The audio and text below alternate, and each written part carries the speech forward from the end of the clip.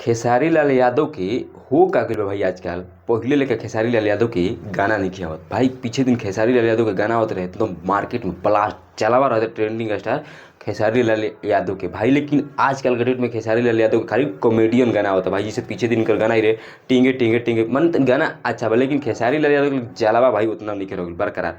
जैसे खेसारी लाल के वो गाना आइल बा जौन गाना का नाम है सॉरी सोना भाई। सॉरी सोना सॉरी बाबू तक कहता खेसारी लाल यादव। अगर में फीमेल गायक बड़ी भोजपुरी इंडस्ट्री के कॉल उभरता कलाकार खुशी कक्कर भाई। खेसारी लाल यादव सब कलाकार के मौका देवलन।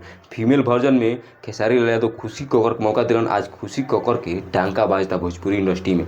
आ खेसारी लाल के गाना भाई कोनो खराब ना रहला, खराब नहीं कहत खेसारी लाल यादव के, लेकिन पहले लेकर इनकर गाना ट्रेंडिंग में नहीं खेजात। जितना 2 महीने 3 महीने ले लो खेसारी लाल यादव के गाना ट्रेंडिंग में नहीं खेजात।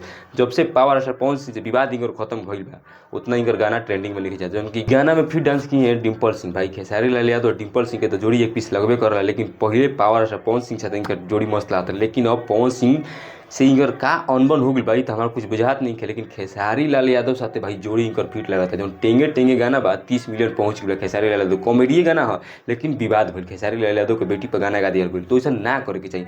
एक में डिम्पल सिंह के एकदम जो आधा बा जो स्टाइल बा जो डांस बा भाई एकदम छाप छोड़ दिले बा। जितना भी भोजपुरी इंडस्ट्री के सुने वाला देखे वाले बड़ा सब पसंद करता। खेसारी लाल भाई अगर कोनो गाना में रहस कोनो गाना में खाली लिपसिंगो कर दिस तो समझा कि ब्लास्ट मार्केट में आग लगाई। जो गाना बा सॉरी सोना भाई जलावा बा खेसारी लाल यादव के।